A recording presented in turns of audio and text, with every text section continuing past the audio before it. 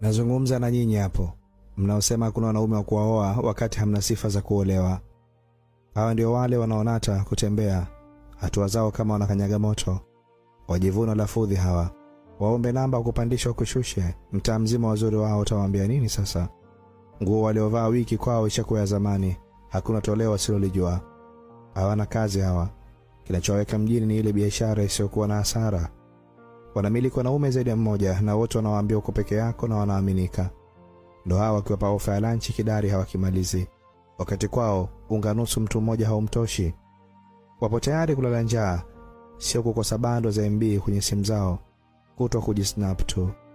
Wakati vyombo walivyopikia jana vinatafuta kuviosha. Ndo hawa kina Queen, Momo wa mitandaoni, ambao kwao wana majina kama dawa za kisunna. Wepesi kusema wamezoea kunywa maji ya Kilimanjaro, kwao kuna bomba la maji ya chumvi. Wakiamua kulala geto la mshikaji, sio kwa sababu wamenogewa na show, wamechoka kulishana miguu nyumbani kwao. Halafu wapo romantic wala nini. Taiti na nguo zao za ndani wanavua kwa wakati mmoja. Vile vile wachovu tu.